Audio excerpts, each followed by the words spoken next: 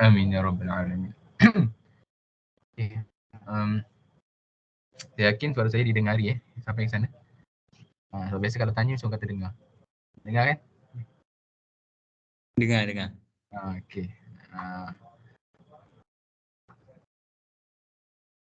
Sekejap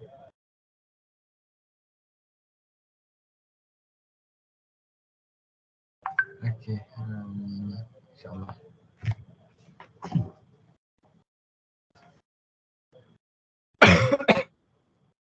Okay. Walau apa sekalipun halangan kita, kita yang berjuang tetap berjuang. Kita yang dah belajar, kita teruskan belajar. Susah, kita usaha. Tak faham, kita belajar insyaAllah. Suka saya petik kata-kata Ibn Roslan dalam Matan Zubat dalam Matan Zubat Fiqh Syafi'i itu. Beliau menyebut malam yakun ya'lam zafal yas'alni malam yajid mu'alliman zafal yarhali. Kalau kita tak faham, maka sudi-sudilah kita bertanya. Kerana ubat bagi kejahilan itu adalah bertanya. Kalau kita malam yajid mu'alliman zafal yarhali, kata beliau. Kalau tidak ada guru, maka berusahalah, berangkatlah kamu mencari guru. Kerana ilmu itu dia datang daripada berguru ataupun datang dengan cara kita mencari ilmu. Okey. Jadi apa sekalipun ujian yang datang dalam hidup, tak faham sikit-sikit dalam belajar tu tak ada masalah. Allah Ta'ala bagi ganjaran insya-Allah. Cuma Allah nak tengok sejauh mana kita ni berusaha lebih untuk berjaya. Sejauh mana kita ni betul-betul bersungguh untuk mendapat redha Allah, untuk mendapatkan ilmu. Membezakan kita dengan pelajar kos lain adalah kerana agama lah. Kerana kita kalau buat kerana Allah, pahala kita besar. Banding dengan orang yang pelajaran dunia, dia perlu tajdid niat dia sentiasa belajar kerana Allah, belajar kerana Allah. Jadi rugilah kalau kita dah berada di atas jalan yang betul tapi kita tak sedar apa yang kita dah tepat apa yang kita berada dan apa perjuangan kita sedang lakukan. Kalau tak faham, itulah biasa ujian dalam belajar ni, biasa tak faham. Kadang lecturer ajar tak jelas, kadang jadi malas buat assignment, kadang duit tak ada nak belajar. Itu semua adalah ujian. Kita takkan boleh lari daripada ujian dalam belajar ni. Tapi jangan kita mengeluh, tu je. Kita tak rasa tu ujian. Kita nampak sebab orang lain, biasanya orang lain faham belajar, kita tak faham. Jadi jangan mengeluh. Itu ujian kita. Ujian dia ada ujian dia, cuba dia tak cerita kat kita je apa ujian dia. Okey. Teruskan. Sampailah bila-bila pun, itulah perjuangan kita. Nak masuk bidang apa-apa pun semua kena bersungguh. Tak ada orang boleh berjaya tanpa bersungguh. Okey. Sikitlah nasihat dan pedoman saya kongsi. Okey, jadi kita sambung sikit pada Al-Khatta'. Awarid yang seterusnya Al-Khatta'. Nama dia ni sekarang kita dah masuk Awarid Muktasabah ke? Tak pastilah. Okey, ini masih lagi boleh saya tahu ke kat mana kita ni, Muktasabah ke Samawi lagi? Tak ingat dah. Tak ingat tak apa. Okey. Awarid Muktasabah. Muktasabah Muktasabah dah. Okey, jadi Al-Khatta' ni termasuk dalam Muktasabah. Khata' tu apa? Yaf'alul mar'u fi'lan min ghairi an yaqsudahu qasdan. Buat sesuatu fa'il tanpa ada yaqsuduhu qasdan. Dia tak ada niat, tanpa ada niat. Wa yatarattab 'alal khata' al-'adid minal ahkam. Jadi macam saya cakap sebelum ni, semua awarid Muktasabah ke Samawiyah ke, benda-benda melibatkan wada'i, iaitu melibatkan dhaman, melibatkan harta orang, wajib kena bayar dhaman. Tak ada yang terlepas. Dia yang beza dia pada taklifi sahaja, iaitu berkenaan dengan kewajipan dan pengharaman. Tetapi berkenaan dengan hak orang, kena bayar dhaman ke tidak, semua kena. Semua awarid kena bayar. Tapi beza dia sama ada kena bayar atas diri dia ataupun ahli waris dia yang kena bayarkan. Itu tak payah keliru. Nanti kalau exam tanya pun, siapakah golongan yang tidak perlu membayar dhaman? Tak ada, semua kena bayar. Dia beza pada taklifi sahaja, iaitu berkenaan dengan haram dan wajib dan sebagainya tu. Dapat dosa ke tak? Dosa ke tak, itu je. Tapi kalau melibatkan hak orang, tetap semua tak terlepas. Okey, jadi kalau orang khotok ni yaskut minhu huququllah. Huquqillah. Jadi orang yang ni mana hak-hak Allah tu gugurlah, sebab hak Allah melibatkan dosa dan pahala tu gugurlah. Idza hasala ala ijtihadihi wa yuslih sababan li takhfif uqubatul kisah. Jadi dan juga wa yuslih sababan juga, dan kemudian dia boleh yuslih, maknanya dia harus untuk mendapatkan diskaun dalam uqubah. Uqubah kisos ke, kan, kalau buat bunuh dengan secara khata', tak sengaja, maka hukuman dia tak ada kisos, dia adalah kena diat. Kan, diat dia pun tak sama macam orang yang bunuh separa sengaja. Dia cuma bayar 20 ekor unta yang 5 tahun, 20 yang berusia 5 tahun, 4 tahun, 20 yang berusia 3 tahun, 20. Dia 20 je. Okey, wal had. Jadi hudud pun sama, walakin la yanfa istihqaqul uqubatu ta'zir, tetapi berkenaan dengan ta'zir dia kena. Okey. Kemudian nombor 2, la yu'tabar la yunfa istihqaq uqubah. Jadi dia, tapi dalam benda melibatkan ta'zir dia tak boleh, dia tak boleh lepas. Sebab ta'zir ni adalah bawah kerajaan, pemerintah. Kan, bawah hukuman pemerintah. Okay, nombor 2, la yu'tabar uzran li isqati huquqil ibad. Fayajib alaihi dhaman. Okey. Kalau dia menyebabkan hak-hak hamba, dia tak dianggap sebagai uzur. Maknanya dia tidak dianggap sebagai orang terlepas daripada dosa. Terlepas daripada ni, bukan dosa, daripada tanggungjawab. Maknanya tak kira uzur lah kalau dia membuatkan teratas hak-hak hamba. Contoh apa dia? Dhaman lah. Yajib alaihi dhaman. Kalau dia buat apa? Rosakkan barang orang, pergi bakar rumah orang tanpa sengaja ke, tak salah. Nak nyalakan rokok, tapi pergi suluh dekat benda lain, lepas tu terbakar, maka dia kena dhaman. Okey, itu semua. Jadi nombor 3, la yunfa alaihi al-kafarat. Kafarah pun kena. Sama juga. Kafarah ni apa? Kafarah banyak. Kafarah yamin, kafarah zihar, kafarah jima' bulan Ramadan, semua itu adalah kena juga. Okey. Jadi apa lagi? Al-yamin, kafarah milkul yamin. Kafarah yamin, langgar sumpah kan. Kalau dia langgar sumpah pun ada juga dia punya kafarah, ataupun kafarah yang Ramadan, yang bersetubuh bulan Ramadan siang hari. Okey, nombor 3. La taqa' tasarrufat al-mukhti al-qawliyah. La taqa' mana tak jatuh, tak gugur. Maknanya tak berlakulah, tidak akan berlaku. Tasarrufat tak berlaku, maknanya tidak menjadi apa-apalah, tak jadi kesan terhadap tasarrufat al-mukhti. Kalau dia buat perkara-perkara yang khata'. Dia tasarruf dengan muamalat ni dia lebih kurang, tapi beza dia tasarrufat ni lebih umum lagi. Dia melibatkan muamalat dari segi qauli, dari segi kata-kata kita dan juga fi'il badan. Tapi kalau muamalat tu, kalau kita kata perkataan muamalat, dia lebih fokus kepada yang kita kata macam muamalat maliyah semua tu. Tapi kalau tasarruf ni lebih umum, maknanya perbuatan-perbuatan selain daripada muamalat pun dianggap sebagai tasarruf, lebih umum lah.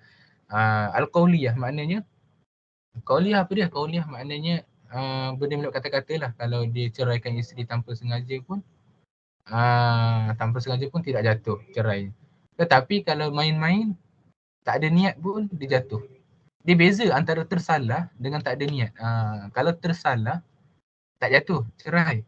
Tapi kalau dia cakap main-main, tak ada niat, tu jatuh. Dia beza. Dia mukhti ni maknanya dia buat tu memang dia tak ada niat langsung. Dia lain dengan orang yang dia cakap saya ceraikan awak, tapi tak ada niat pun. Prank. Itu tak boleh buat. Tak boleh, itu jatuh juga. Okay, ni makna bi ghairi qasdin minhu, memang dia tak sedap. Beza antara tu. Jangan lupa prank dalam cerai-cerai ni. Indal jumhur bi khilafil Hanafiyah, tapi di sisi Hanafi lainlah cerita dia. Okey, apa lagi tasarruf contoh dia tersyirikkan Allah pun tak berdosa kan, tanpa sengaja. Tanpa sengaja. Okey, Rasa orang perempuan lah kan. Tak ada, bukannya kat sini lah, dekat negara lain. Dia melatah, dia tiba tersebut bukan kan. Tu tak ada kira lah. Okey. Ikrah ni paksa. Ikrah huwa hamlul ghair ala ma la yarghibu fi'l. Yang ini takrif di sisi Imam apa tak ingat lah. As-Sarkhasi ke tak ingat. Tapi takrif ni tak ada Hanafi lah. Lebih masyhur dan sesana. Tapi ikrah ni adalah siapa dia buat sesuatu tanpa ada yang rubu fi'al. Mana dia tak ada rasa nak, tanpa ada perasaan dari diri dia, tanpa keinginan dari diri dia. Makna buat sesuatu hamlul ghaib ala ma la yubu fi'al. Maknanya buat tanpa keinginan dari diri dia. Maknanya hamlul ghaib, orang lain yang buatkan untuk dia. Orang lain yang mendorong diri dia, orang bukan mendorong, macam yang pandu diri dia untuk buat benda yang dia tak ada keinginan. Kalau nak terjemah harfiah macam tu lah. Barang apa ia, apabila, macam tu. Orang lain yang buat tanpa ada keinginan kat atas diri dia. Okey. Lepas tu ada dua. Satu ikrah tam. Ikrah tam ni macam mana? Ikrah tam ni apabila dia huwa alladhi yakunu fihi tahdid bil qatli au itlafil udu. Yang mana dia punya paksaan tu menyebabkan tahdid. Tahdid mana? Dia akan diugut dengan bunuh ataupun itlaful udu. Ataupun dia diugut dengan kecacatan anggota badan dia. Kau tak, kalau tak buat benda ni, aku sunat kali kedua. Contoh. Kau tak buat benda ni, aku cabut kuku. Dia adalah itlaful udu. Mimman huwa qadir ala iqa'ihi. Syarat dia apa dia? Mimman huwa qadir ala iqa'. Itu penting. Daripada orang yang dia dapat ugutan daripada orang yang mampu untuk melaksanakan apa yang diugut. Itu syarat dia. Kalau budak kecil umur 2 tahun, dia ugut dekat Faris. Faris kali ni present, Ahmad Faris. Kata, budak tadika datang kat Faris, kata, cepat minum arak, kalau tak nanti saya bunuh. Itu tak boleh buat. Itu tak kira ikrah tam. Sebab ugutan bunuh itu daripada orang yang memang tak mampu untuk laksanakan apa yang dia paksa orang tu. Dia mesti syarat dia datang daripada orang yang memang mampu untuk laksanakan. Okey, buat ikrahu tam yufsidul ikhtiyar. Dia menyebabkan tidak ada pilihan lah. Bittifaqil fuqaha. Berkenaan dengan ikrah tam ni adalah ittifaq para fuqaha. Qala Rasul sallallahu alaihi wasallam, ka inna Allah tajawaza an ummati al-khata' wan nisyan wa mastukrihu alaih. Allah Taala ni dia tajawazah, maknanya Allah Taala dia tidak ambil kira lah. Allah macam tak ambil kira umat-umat dia yang tersalah, yang lupa dan juga yang dipaksa ke atas dia. Tajawazaan, maknanya Allah Taala macam buat tak pandang, tak nampak, lupakan macam tu. Lepas tu juga ada contoh tatbik ni macam kisah Ammar bin Yasir tu. Walaupun periwayatannya itu tidaklah masyhur di sisi kutub sitah tu, sitah tu, tetapi disebut dalam Sirah Nabawiyah kan, berkenaan dengan bagaimana Ammar bin Yasir diugut untuk mengucapkan kalimah kufur. Kemudian dia pun mengadu kepada Rasulullah kan, aku telah bersyirik kepada Allah. Kemudian Nabi kata apa? Alam tajid qalbun mutmain, adakah kamu dapati hati kamu tu tenang dengan iman? Maka kata Ammar bin Yasir, na'am, aku yakin dengan iman aku kepada Allah. Maka Nabi kata, fa'in adu fa'ud. Nabi kata, kalau dia datang balik pun ugut kamu ulanglah, kamu sebutlah balik kalimah kufur itu. Maknanya orang ikrah ni Nabi kata tak ambil kira. Fa'in adu fa'ud. Kalau mereka datang balik so kamu cakap kufur pun buatlah, ikutlah kata dia. Okey. Ikrahun naqis. Ikrah naqis, iaitu tak tam lah, lawan bagi tam nakis, iaitu ugutan bidarbin, dia sekadar pukul ataupun habs ataupun penjara, kurung macam tu, au qaid. Qaid ni ikat.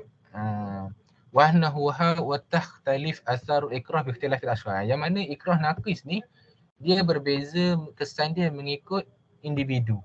Kalau setakat orang muda macam kita ni, kalau sekadar diikat tu tak jadi apa pun sangat. Hello? Sirru ala dar. Ya? Ada soalan ke? Soalan. Tak dengar? Bang. macam putus-putus. Atau tadi Arif yang tanya. Lagi sekali.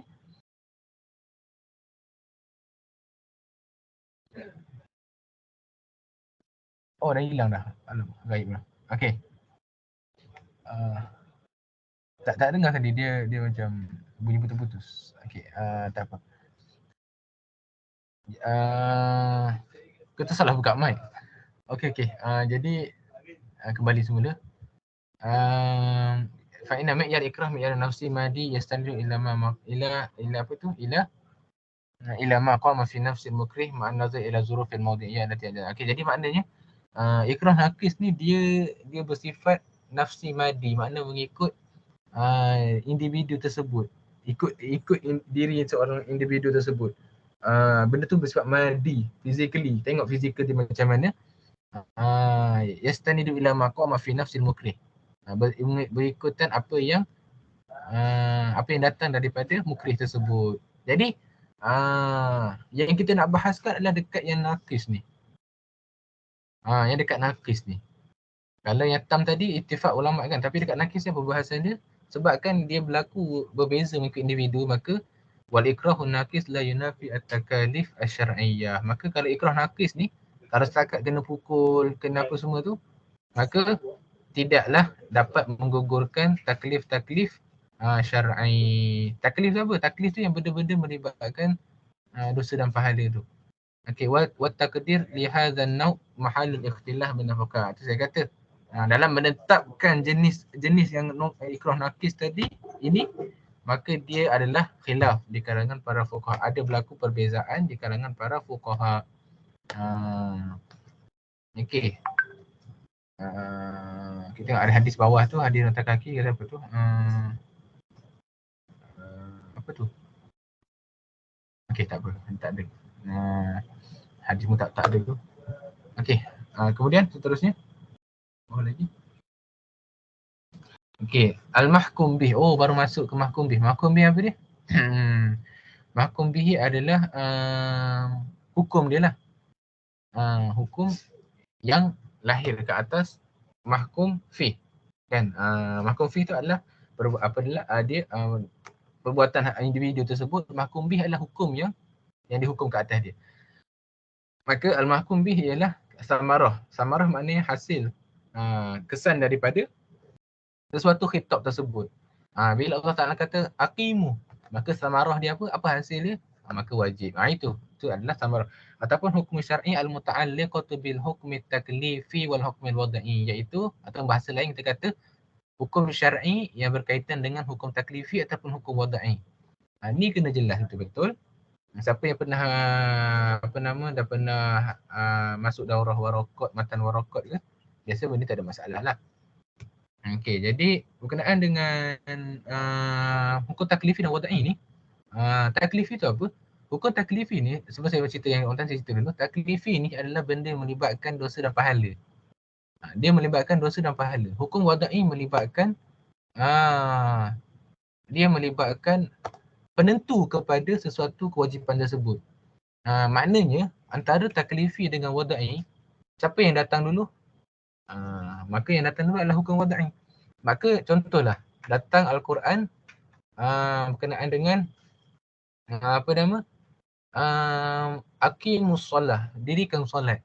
Maka kita kena tengok dulu di situ ada tak sabab yang mewajibkan kita solat, ada tak syarat yang mewajibkan kita solat, ada tak manik. Maka bila kita dah tengok tiga benda tu, okey, dia tidak ada manik, kemudian dia cukup syarat, kemudian dia telah tiba sebab dia, maka baru kita hukum ke atas dia hukum taklifi, iaitu wajib ke atas dia solat. Maka kalau antara wada'i dengan taklifi, wada'i datang dulu. Tetapi wada'i dia tidak melibatkan dosa dan pahala. Dia melibatkan menentu apakah hukum taklifi yang lahir ke atas individu tersebut. Macam tu. Jadi itu beza antara taklifi dengan wada'i. Taklifi adalah mukallaf, hukum ke atas mukallaf. Maknanya sama ada dia diberi dosa ataupun pahala, ataupun tidak ada dosa, tidak ada pahala. Okey. Jadi ada 5, wajib, mandub. Sebab itulah kalau orang tu terlepas hukum taklifi, wada'i tak semestinya terlepas. Okey, jadi pembahagian taklifi dengan wada'i ni yang wajib, mandub, makruh, mubah semua ni adalah pembahagian ulama-ulama Syafi'i yang dah tahun kurun ke-6 ke bawah. Kurun ke-6, 7, 8 ke atas. Sebab pada zaman kalau ikutkan pembahagian imam-imam yang awal seperti Imam Juwaini, Imam Haramain Juwaini tu, dia pecahkan hukum taklifi kepada 7, bukan 5. Maknanya sah dan batal itu berada di bawah taklifi. Tapi ala kulli hal, ikut yang paling ni adalah mazhab yang paling banyak lah meletakkan taklifi 5 sahaja. Okey, wada'i apa dia? Wada'i taksimnya min salasa ila sab'ah tis'a aqsam. Wada'i tu banyak. Ada yang kata dia 3. Ada yang letak sebagai 7, ada yang letak sebagai 9. Tapi yang paling asas suha apa dia? 3 sahaja. Paling asas adalah 3. Iaitu sabab, syarat dan mani'. Maknanya 3 benda ni yang datang dulu, lalu ialah yang menentukan hukum-hukum taklifi. Contoh, siapa ada kat sini tadi yang terbuka mic ni? Arif Hafizuddin. Dia tidak ada mani'. Dan dia cukup syarat. Dan dia juga telah tiba sababnya, maka wajib ke atas dia.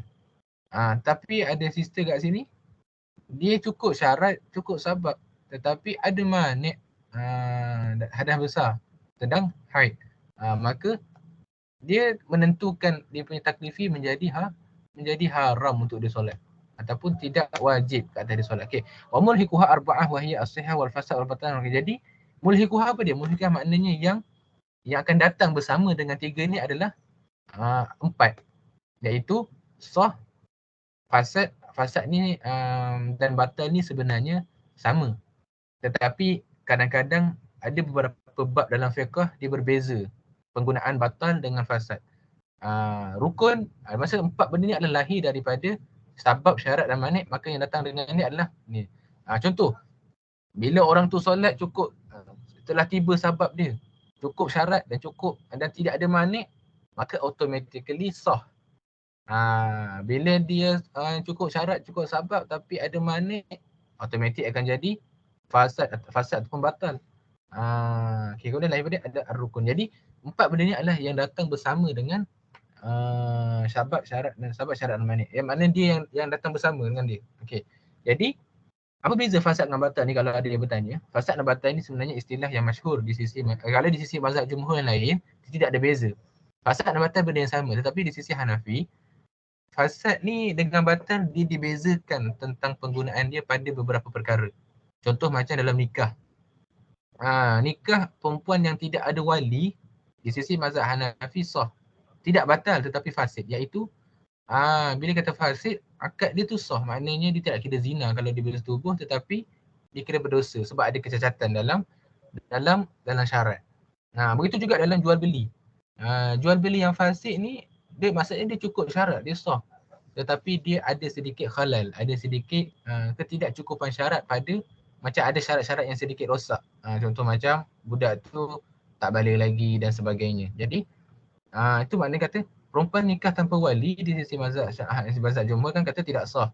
Tetapi di sisi mazhab Hanafi dia sah tetapi dia fasid. Perempuan tersebut kena diakadkan semula tetapi dia layak mendapat mahar.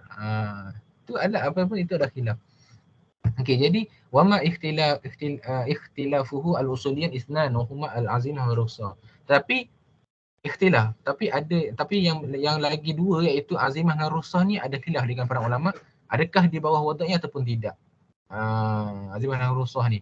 Tapi fa'adadul ahkam wada'iyah ar-rajih wa sab'ah. Maka yang betul rajih, mazhab yang mani kalau ikutkan yang betul hukum wada'i yang rajih adalah 7. Sabab, syarat, mani', sah, batal, fasad dengan rukun. Okey, bi an tulhiqal azimah war rukhsah ila ahkam taklifiyah tapi kenapa ada juga ulama memasukkan azimah dengan rukhsah dalam hukum taklifi? Kerana keduanya itu isman lima talabahu syari' ala wajhil umum atau abahahu syari' inda darurah. Sebab dia melibatkan apa dia?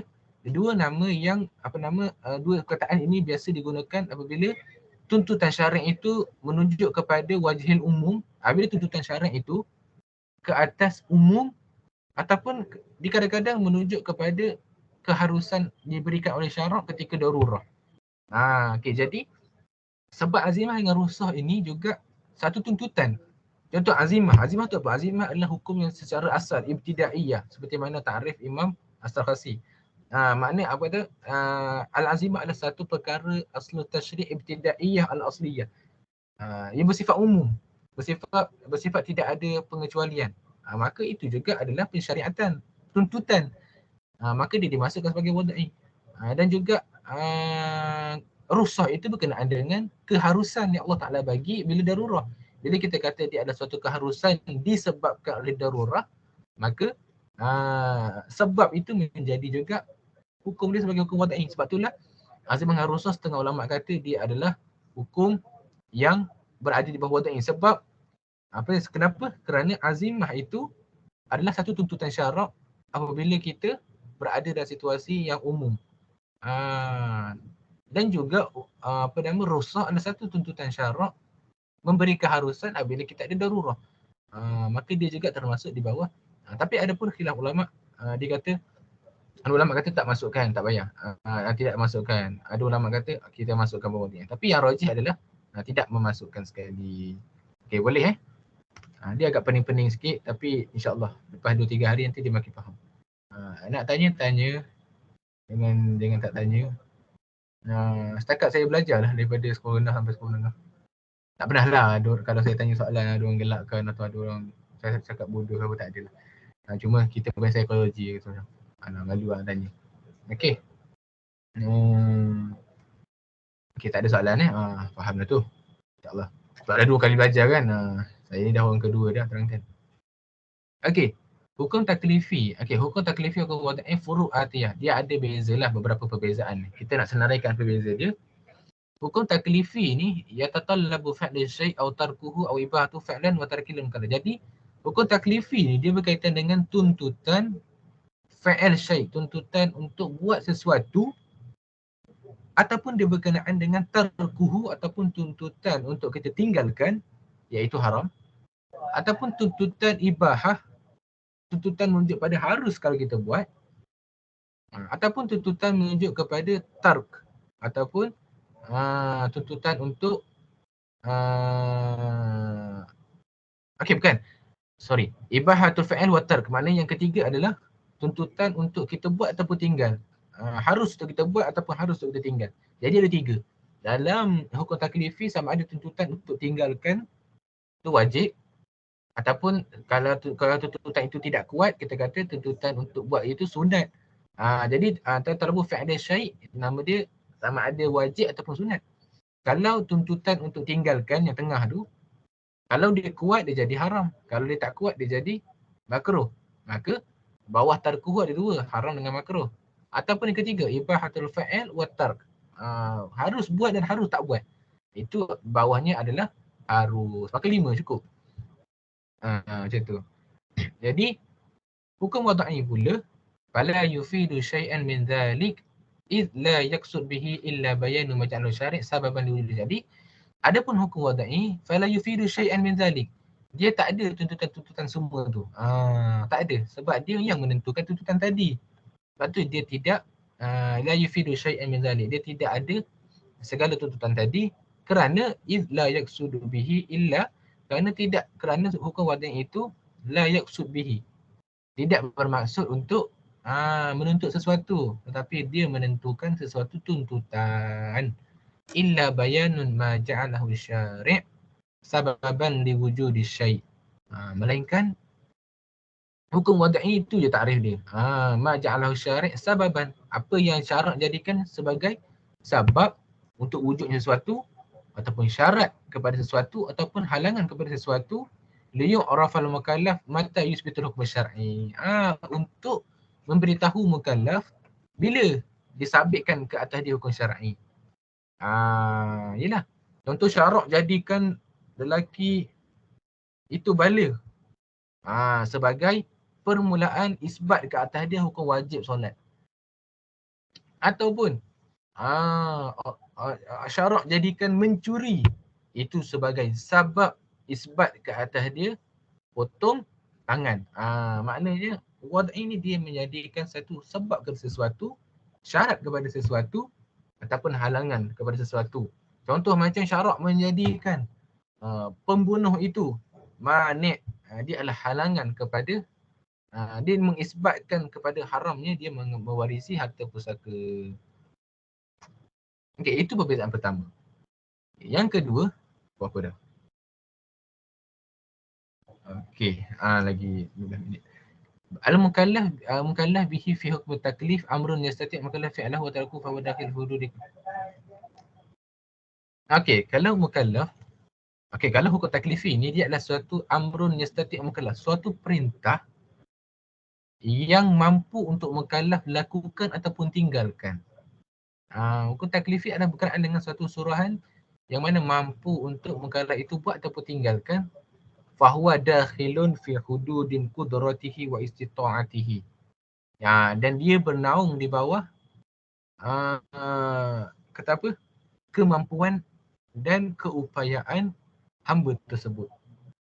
Dia anna al-gharad min taklif, kerana hukum taklifi ni tujuan dia apa dia?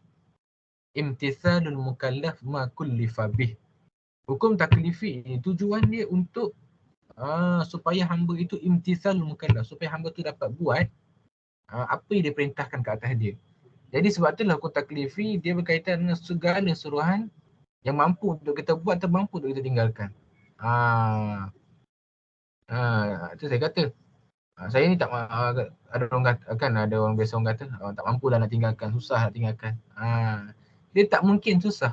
Kerana hukum taklifi itu sendiri adalah perkara yang mampu untuk kita buat. Kerana tujuan dia sendiri adalah untuk kita buat apa yang kita diperintahkan. Fa idza kana kharijan an istita'ati kana taklifihi abathan. Kalaulah di luar kemampuan manusia tadi, maka taklif itu adalah abathan. Dia adalah, mungkin kita boleh kata taklif itu adalah taklif yang sia-sia. Yunazzihu anhu al-syari' al-hakim, yang mana dijauhkan daripada dia. Pasti syarak akan yunazzihu anhu, pasti syarak akan jauhkan daripada dia segala taklif-taklif tersebut. Terutamanya satu kaedah kata la taklif illa bimaqdur. Tidak ada sebarang taklif melainkan ke atas yang mampu untuk buat. Okey. Boleh? Faham? Okay. Faham. Ada soalan ke? Apa Boleh abang terangkan yang pada yufidu syai' yang apa tu? Lagi sekali? Boleh abang terangkan yang fala yufidu syai'an dari yang pertama tadi. Okey. Maknanya hukum wada'i itu fala yufidu syai'an min zalik. Maka hukum wada'i tidak ada tuntutan-tuntutan yang tadi. Makna yufidu syai'an makna tidak adalah tuntutan-tuntutan yang disebut dalam hukum taklifi tadi. Kan dalam hukum taklifi kita dituntut tentang suruhan, kita dituntut untuk buat ataupun dituntut untuk tinggalkan, ataupun kita dituntut untuk pilih antara buat ataupun tak buat. Maka hukum wada'i fala yufidu syai'an min zalik. Maka hukum wada'i ini tidak ada perkara-perkara tersebut. Tidak memberi, tidak menuntut untuk perkara-perkara tersebut. Sebab apa? Sebab dalam hukum wada'i dia hanyalah berkaitan dengan apa yang syarak jadikan sesuatu itu sebagai sebab, syarat dan mani'. Sebagai syarat ataupun menjadi sebab atau menjadi penghalang kepada sesuatu. Dia tak ada bercerita berkenaan dengan waktu dia kata fala yufidu syai'an min dzalik, tak ada bercerita langsung berkenaan dengan tuntutan untuk buat sesuatu. Dia bukan untuk menuntut, tetapi dia dalam kotak wadi dia adalah untuk menentukan sesuatu hukum. Dia berkaitan dengan penekanan untuk kita menentukan sesuatu hukum. Okey. Faham Haziq? Ni Ammar tadi, siapa tanya dia? Ammar Haziq. Ammar yang tanya tadi. Lupa dah. Ammar. Okey. Ada lagi? Okey, tak ada. Sekejap minum air dulu. Kena Akif tak sedia air. Letak air sebotol kat sini. Sekali. Tak adalah, gurau je. Okey.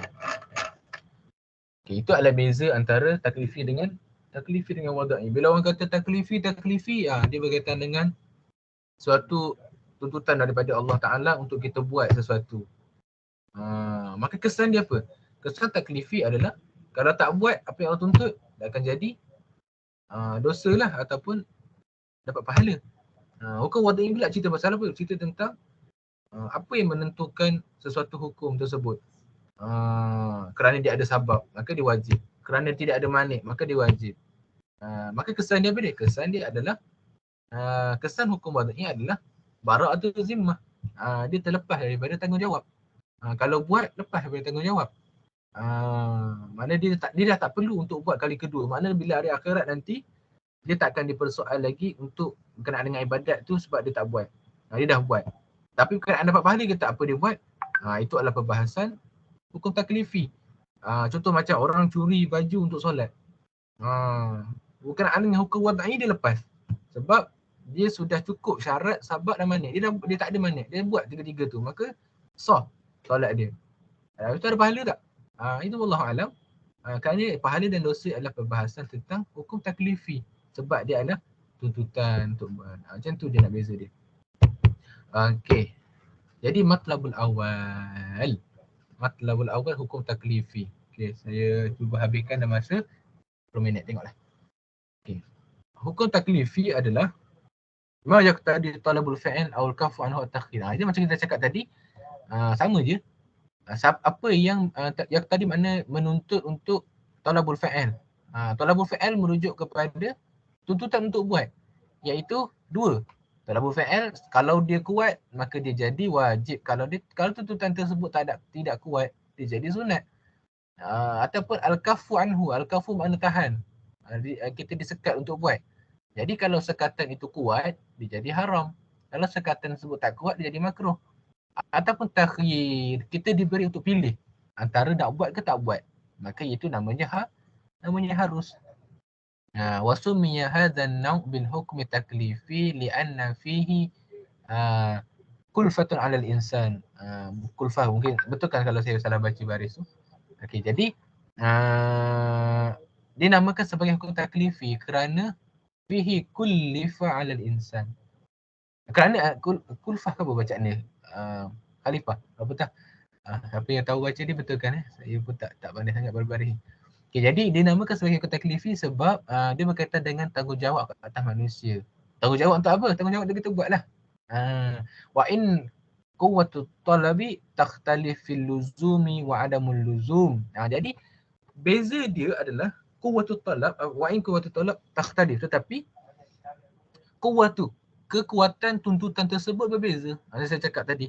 Sekiranya fil luzum, sekiranya adalah kuat, pasti, maka dia jadi wajib ataupun dia jadi haram.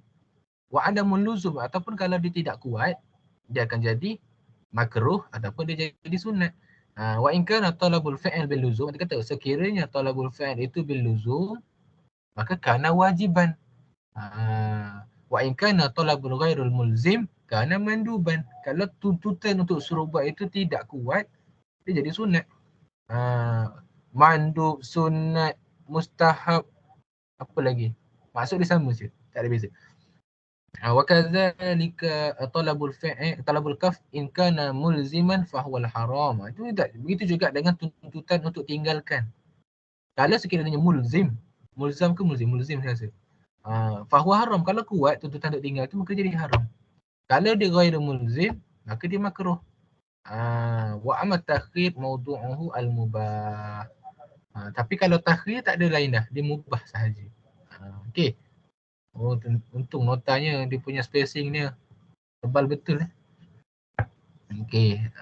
Jenuh Faris nak men-scroll. Okey. Ada soalan lagi? Saya rasa jelas. Benda ni akan jumpa lagi. Nanti masuk sini akan ambil saja RKFQ 2070, tak silap saya. Akan jumpa lagi benda yang sama juga, usul fiqh. Jadi kena faham daripada sekarang lah. Sebab masuk sini dah tak ada dah. Macam dia terangkan, dia kena kita pula yang kena present. Okay. Hukum taklifi terbahagi kepada 5. Saya cakap lah. Kalau dia kuat jadi, tu peta tu menggambarkan yang tadi je. Yang paling akhir sekali yang wajib sampai mubah tu. Apa beza antara ijab, wajib, wujub? Dia ada beza lah. Cuma Secara ringkas saya kata macam ni je. Ijab adalah bila dalil tu sendiri. Aqimus solah. Itu adalah ijab. Bila dalil tu sendiri. Tapi lepas pada kita dah tengok dalil tersebut, kita mengatakan dia adalah dalil tersebut membawa kepada hukum wajib. Maka kat situ jadi wujub. Membawa kepada hukum wujub. Itu penggunaan wujub. Tapi apabila dia sudah menjadi hukum ke atas mukallaf, maka di situ akan jadi wajib. Itu ada sikitlah perbezaan antara ijab, wujub dengan wajib. Tapi biasanya usuli banyak guna perkataan ijab ataupun wujub. Maknanya ijab bila kita dengar dalil, aqimus solah. Okey, ini adalah ijab. Wujub adalah apabila kita memahami dalil tersebut membawa kepada hukum wajib. Wajib adalah apabila dia menjadi satu hukum ke atas mukallaf untuk buat. Bila kata apa hukum ke atas Haris? Wajib. Apa yang kamu faham tentang aqimus solah? Wujub. Apa dalil tentang solah? Aqimus solah. Itu adalah ijab. Okey, dapat beza Kalau orang tanyalah kan, orang tahu duduk kampung-kampung kan, balik-balik kampung, orang tanya, apa maksud, apa beza ijab wajib? Bolehlah cakap kan. Okey, ada lagi soalan? Ada lagi bawah ke? Tengok. Okey, tengok wajib banyak tak? Ada soalan ke? Saya tak faham. Apa ni? Saya tak faham yang ijab, wujub dengan yang wajib tu. Okey. Saya ulang lagi sekali. Okey, nanti kalau siapa yang berminat untuk ikut matan warakat, biasa saya akan buat hujung-hujung SEM, tapi tak sabar. Okey. Hujung kubur lain. Itu lain, bukan. Ijab adalah apabila datang bila dalil itu sendiri. Contoh aqimus solah. Itu ijab. Maknanya dalil yang merujuk kepada hukum wajib. Dalil itu sendiri. Bila kita bagi dalil, ijab adalah dalil itu sendiri. Dalil wajib itu sendiri. Iaitu aqimus solah. Tapi bila kita sudah istinbat daripada dia, dalil tersebut membawa kepada hukum wajib. Itu namanya wujub. Bila sudah kita istinbat daripada dalil tadi. Kita dah faham daripada dalil tadi, aqimus solah membawa kepada, di situ membawa kepada hukum wajib. Membawa kepada hukum lazim, talabul fi'il lazim. Maka di situ adalah wujub. Satu biasa kita baca kitab usul fiqh, dia guna perkataan wujub. Sebab ada kan kita faham nas dan kita cerita, di situ adalah tuntutan untuk buat. Maka melahirkan wujub.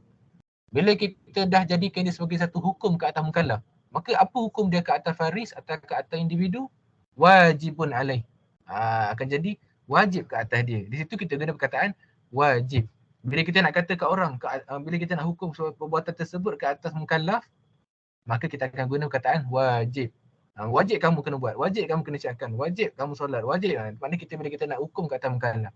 Tapi bila kita nak istinbat, kita nak memahami nas, aqimus solah, di situ ada satu suruhan menunjuk kepada perlu buat. Nama dia wujub. Ijab adalah apabila asal dalil itu sendiri. Bila kita dengar aqimus solah, ini ijab. Apa hukum yang lahir? Lahirnya hukum wujub. Apa yang jadi solat ke atas mukallaf akan jadi apa? Akan jadi wajib. Okey, jelas tak siapa yang tanya tadi? Jadi perkataan ini adalah apa dia? Jelas? Kita ada dengar dengan nama diseru tadi. Okey, jelas. Maka kita kata apa?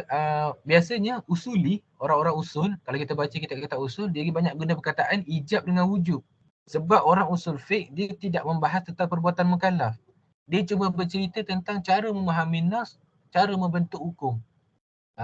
Biasa perkataan wajib ni menjadi perkataan yang biasa digunakan oleh orang fuqaha, orang fiqh bila mereka nak berbahas tentang perbuatan mukallaf. Tapi itu hanya perbezaan lafaz sahaja. Tapi bila orang tanya dan bila kita nak tulis assignment nanti, nampaklah bezanya antara orang yang tahu dengan orang yang tak tahu. Okey. Boleh kalau nak guna sama je. Cuma jarang sekali kita dengan perkataan ijab, sebab ijab tu adalah biasa orang-orang usul je guna, sebab mereka dapat nas, ini adalah ijab. Okey, jadi saya rasa yang wajib ni apa semua ni kita masuk esok insya-Allah. Saya rasa sempat insya-Allah sebelum habis ni. Okey, kita fokus pada soalan-soalan. Siapa ada nak tanya apa-apa? Ada yang masih tak faham ke, keliru ke, ataupun apa-apa pun boleh tanya. Sebab mungkin kita kadang-kadang kan kalau saya dalam kelas, dia kalau kat sini kan kita tahu kan kita akan bercampur dengan pelajar senior, akan bercampur dengan junior, campur dengan foreigner, campur, semua campur. Jadi biasanya kalau saya dalam kelas, kita akan, walaupun kita faham, tapi kita akan tanya beberapa soalan itu sebab nak bagi orang lain faham. Kadang-kadang kita ada ilmu tambahan dan kita ada ilmu lain nak cerita kat orang. Tapi kita tak nak tunjuk ilmu, tak nak cakap, oh aku ada ilmu. Kita cuma tanya persoalan tu supaya orang terfikir, oh betul juga kalau macam ni jadi apa, kalau macam ni. Jadi orang lain akan dapat ilmu.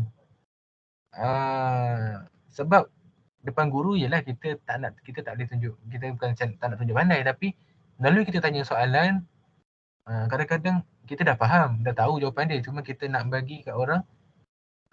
Kadang-kadang kita ada pelajar dia introvert kan, macam nak bertanya malu, macam tak macam dia, yelah setengah orang dia ada faham lah kan, saya pun faham sangat. Dia akan rasa macam bukan dia tak nak bertanya, tapi dia malu, macam dia tak boleh nak. Tapi bila ada kawan-kawan yang rasa macam ada kemampuan untuk tanya, tanyalah supaya memberi manfaat kepada kawan-kawan kita yang lain. Itulah, kita ni belajar saling tolong menolong, saling memahami. Okey, ada soalan lagi? Kadang-kadang dia perlu 2-3 hari. Lepas tu nanti bila duduk makan kat kafe, baru tengok, baru faham apa abang cakap itu. Itu biasalah. Itu biasa. Asal kita kena mandi wajib lepas hadas besar, kenapa tak wuduk saja? Faham.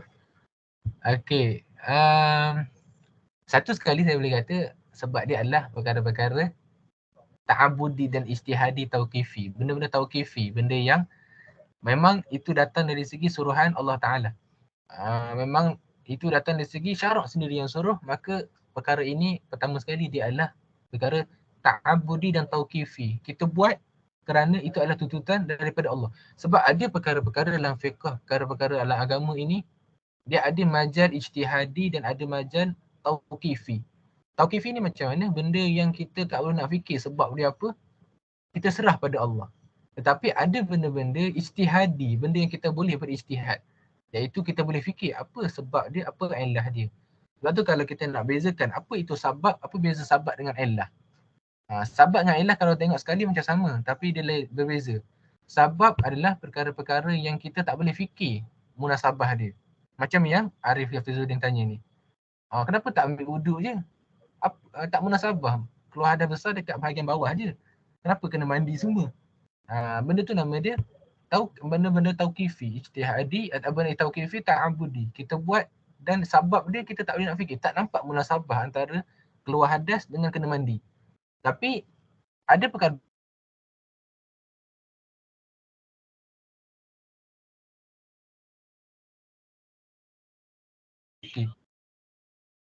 Okey, benda yang kita boleh fikir. Contoh macam apa dia? Orang mencuri potong tangan. Boleh fikir tak? Boleh nampaklah munasabahnya itu orang mencuri potong tangan. Itu nama dia illah. Ataupun arak haram sebab mabuk. Boleh fikir. Okey, kalau yang setakat saya tahu itu sahaja. Kerana perkara itu perkara ta'abudi tauqifi. Bukan majal ijtihadi. Okay, boleh? Kalau ada jawapan lain, silakan. Mungkin saya boleh ambil maklumat. Kadang-kadang dia ada jawapan lain kan, yang lebih munasabah. Okey. Ada lagi? Ada jawapan lain ataupun soalan lain? Kalau saya salah, betulkan ya. Saya harap betulkan sebab saya pun masih belajar juga. Bukannya. Okey, ada lagi? Tak ada? Okey. Bagus soalan tu, Arif. Okey, jadi insya-Allah kalau tak ada soalan, kita jumpa lagi pertemuan akan datang. Mudah-mudahan apa yang disampaikan pada malam ni dapat memberi manfaat kepada yang hadir dan disampaikan kepada yang tidak hadir dalam pertemuan malam ni. Dan insya-Allah ada apa-apa masalah tak faham, boleh tanya saya. Bukan maksud tanya saya sebab saya pandai, tak. Saya akan kadang-kadang kalau tak dapat pun saya akan tanya orang lain. Tapi yang saya nak adalah faedah tu. Kita dapat ilmu dan dapat menambahkan pengetahuan tu. Oh okey, struggle cari jawapan dia. Mudah-mudahan insya-Allah. Okey, saya serah balik kepada komiti Tuan Hakib kita. Assalamualaikum warahmatullahi wabarakatuh. Waalaikumsalam warahmatullahi wabarakatuh. Jazakallahu khair jazak kepada Bro Aban atas perkongsian malam ni, insya-Allah Pak Tri. InsyaAllah kita akan sambung insyaAllah besok macam biasa dalam pukul 9.30 insyaAllah. Ya, kalau kita free lah. Jadi jadi kalau tak ada apa-apa soalan apa ke, jadi kita tangguhkan kita punya program kita dengan tasbih kafarah dan surat Al-Asr.